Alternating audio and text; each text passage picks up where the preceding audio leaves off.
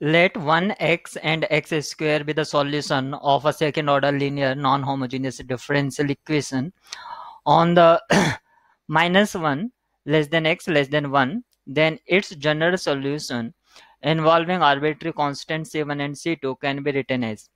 तो general solution जो होता है, जनरल सॉल्यूशन जिसको हम जीएस बोल देते हैं, और पर्टिकुलर इंटीग्रल यानी कि पीआई, और कॉम्प्लीमेंट्री फंक्शन सीएफ। तो जनरल सॉल्यूशन जो होता है वो सीएफ प्लस पर्टिकुलर इंटीग्रल से होता है, और ये पी आई हो गया। यहाँ पर पी आई में आपका none of arbitrary arbitrary constant नहीं होता है, नन ऑफ आर्बिट्री कांस्टेंट, और कॉम्प्लीमेंट्री फंक्शन में आपके आर्बिट्री कांस्टेंट होते हैं, आर्बिट्रेरी कांस्टेंट।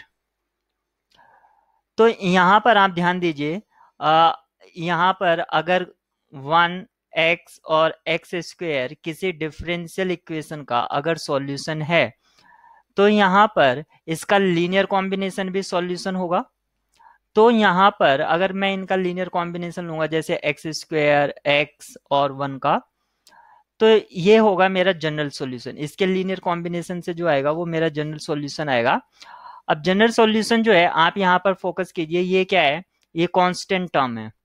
अभी मैंने आपको बताया कि जो पर्टिकुलर इंटीग्रल होता है उसमें आर्बिट्रेरी कांस्टेंट्स नहीं होते हैं, क्योंकि वहां पर क्या होता है, पर्टिकुलर इंटीग्रल में आपको जैसे एक सॉल्यूशन y0 इक्वल टू 5 दे दिया जाता है, वहां से आपके आर्बिट्रेरी कांस्टेंट एलिमिनेट हो जाते हैं, और आर्बिट्रेरी कांस्टेंट के वैल्यूज आप उठा के जनरल सॉल्यूशन में आप पुट कर देते हैं, तो वो एक पर्टिकुलर सॉल्यूशन हो जाते हैं। तो यहाँ पर ये तो आपका पर्टिकुलर इंटीग्रल हो जाएगा, तो आपका जो लीनियर कॉम्बिनेशन होगा C1 और C2 का, तो जैसे ये सपोज एक्स स्क्वायर और ये यहाँ पर x रहेगा, क्योंकि यहाँ पर दो थे, 1x एक्स स्क्वायर, ये मैंने मिस्टेक से एक्स स्क्वायर लिख दिया था। तो क्या तो C1 इसके साथ होगा या इसके साथ होगा, यानी कि अगर इसके साथ हो गया तो इसके साथ C2 होगा। तो हमें इस तरह से चेक करना है। तो अगर हम यहाँ पर देखें तो C1 अपने आप में -C1x C2 के साथ भी है, मतलब C2 x के साथ है, और C2 एक्स स्क्वायर के साथ भी है, तो ये तो नहीं हो सकता है। ठीक है, ऐसे ही यहाँ पर अगर ध्यान दें तो C1x के साथ C2 एक्स स्क्वायर के साथ और 1 आपका, तो ये पॉसिबिलिटी हमारी सही है। यहाँ पर देखेंगे तो C1x के साथ है और C2 एक्स स्क्वायर के साथ है, फिर यहाँ पर C2 अलग से भी आ रहा है और यहाँ भी C1 अलग से आ रहा है, तो ये हमारा पॉसिबल नहीं हो सकता है, तो ये डिस्कार्ड हो जाता है।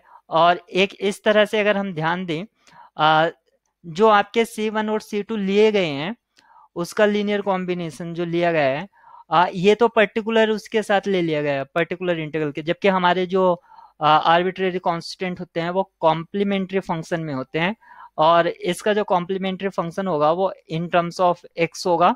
तो यहाँ पर जो C1 या C2 है वो x और एक्स स्क्वायर के साथ होना चाहिए था, जबकि ऐसा नहीं है, तो ये इसलिए रॉन्ग हो जाते हैं। तो only the correct choice is option B.